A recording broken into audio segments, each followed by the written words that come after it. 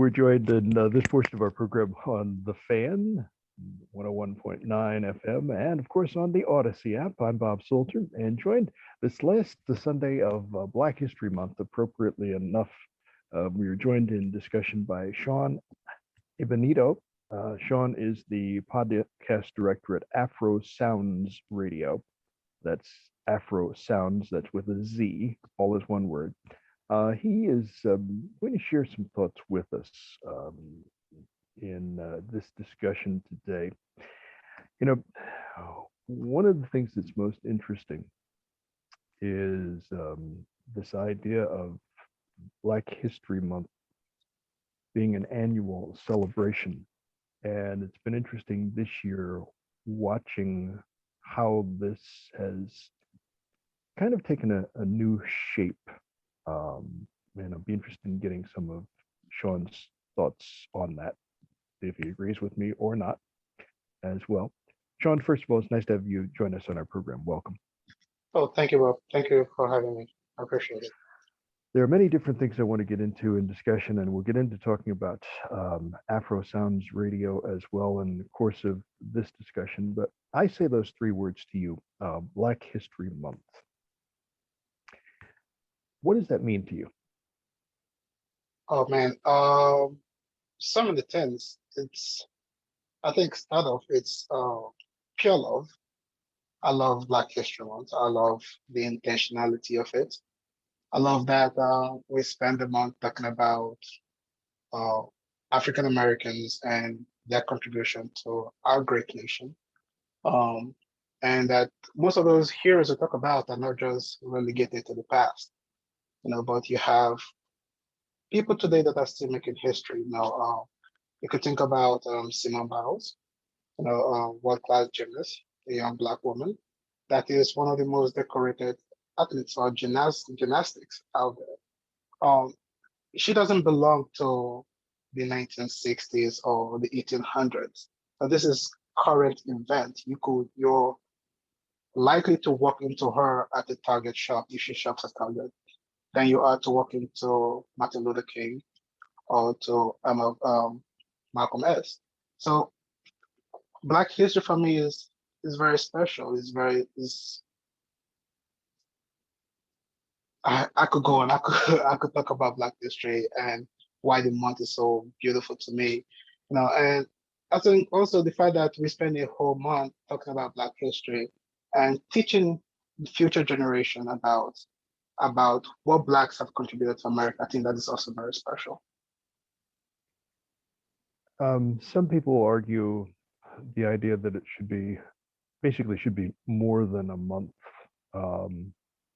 because of the richness of what we're talking about and what is to some extent featured in Black History Month itself. But for you yourself, how do you celebrate the month? I celebrate the month by being intentional and look for ways to come in contact with more Black history. Uh, I believe if you go out and search for Black contribution, Black innovators, it's a rabbit hole. The digger you dig, the more you find.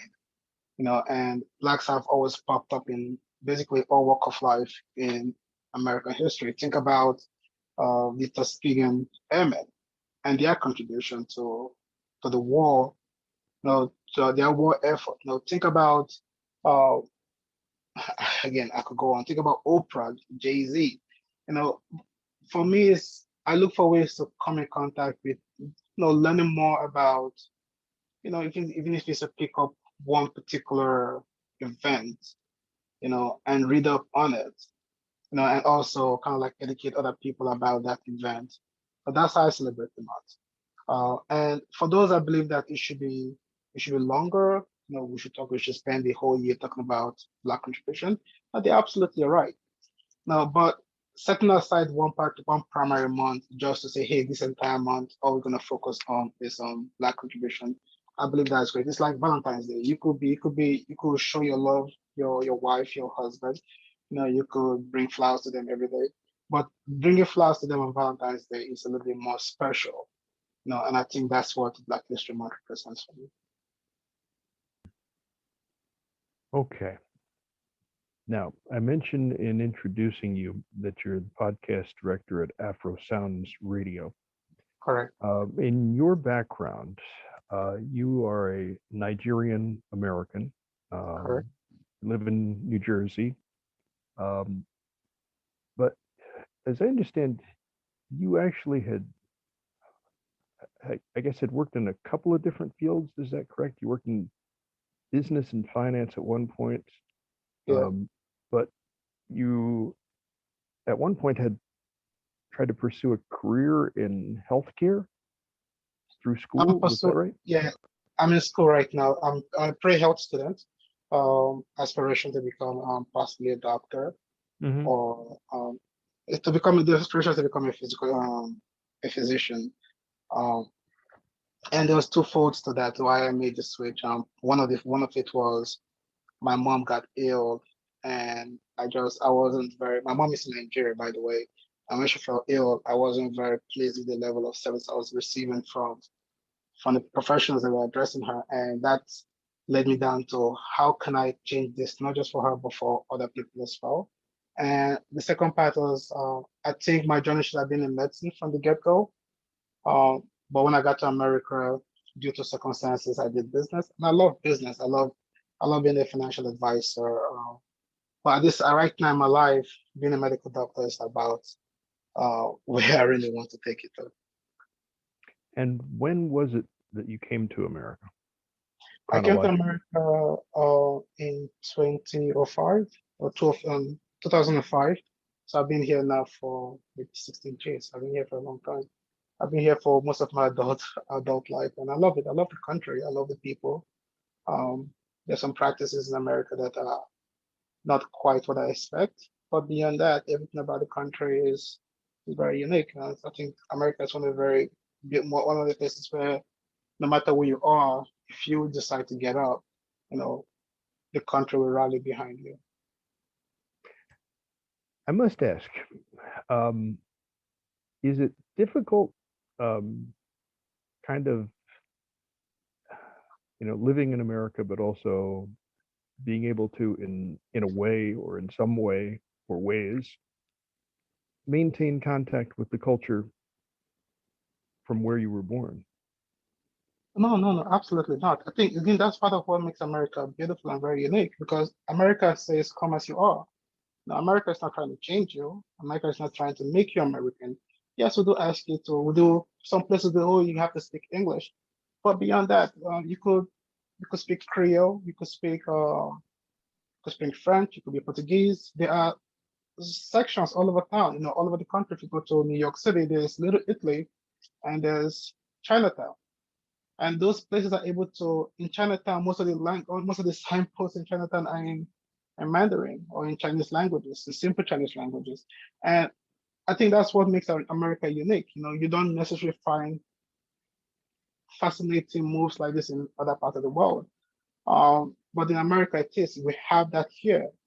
So you could feel very much at home because if I'm a Chinese person coming to the country, one of my very first stops will probably be Chinatown in any city, New York or in Los Angeles. As a Nigeria coming in, there are Nigerian communities that are waiting to embrace you, waiting to show you the steps, show you how to navigate the country. As long as you're tenacious, as long as you're hardworking, whatever you aspire to be, America could help you reach that level. And for me, particularly, I believe that's what makes America beautiful, and that's why most people come here from all over the world. Really. I'd also be remiss if I did not ask you to share with us, and I'm sure you've been asked this over the years, how do you describe, um, your country, your homeland? I mean, and I guess the question here and asking that question too is, in America, do we have misperceptions about it? Yes, we also America does have misperception about basically every part of the world. There's kind of like this joke on the internet, such of a meme that to to outsiders, if you're outside of New York, everything looks like an open country land. There's nothing out there. And if you're outside of America, it's just like, oh, there's nothing out there. But uh, the world is big, and people in the world are very unique. And in Nigeria, especially for me, I think of Nigeria as home.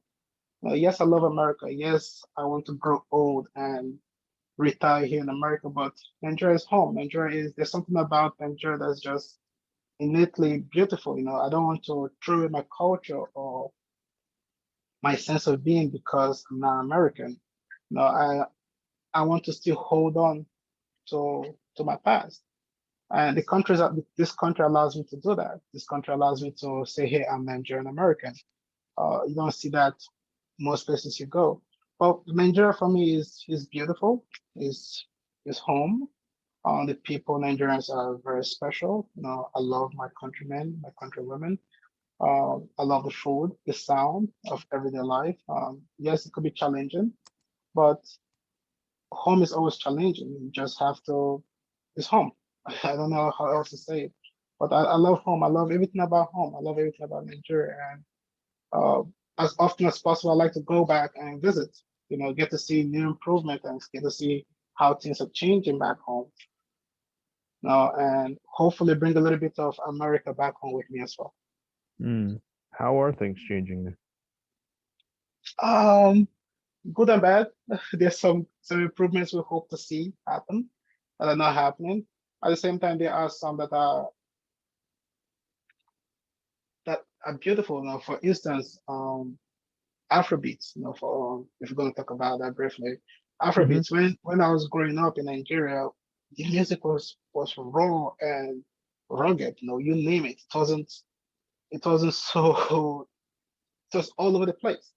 But through time and with more Nigerian Americans and more Nigerians in Europe going back home to bring their talent with them, they've transformed the scene. It now has a global presence. I remember as a kid, there used to be a group called Maintain, I believe, Maintain, and they used to rap, they used to dub American songs. You name it, LL Cool J, Aaliyah, and they'll make remix of the songs, and the stage performances were very poor. But today is world class. Today you have guys like Wizkid, Burna Boy, Davido, which are among the three big names. But you also have a bunch of others like CK, Fireboy, DML. You have Olamide, Flavor, bunch. There's so many I could go on for forever, bringing their unique flavor to the music scene, and their instrumentals are better. Their recording practice is a lot different from Fela or Sunny Ade. Um, their lyrics are more relatable as well, and they're not just speaking about this gloomy, everything dark, but they're talking about love and dancing and happiness. And I think all of those things is translate to how far Nigeria has changed and how much we have come compared to, say, 20 years ago. We'll continue in our discussion with Sean Ibanibo, who is the podcast director at Afrosoundz Radio. He's joining us on this last Sunday of Black History Month here on The Fan.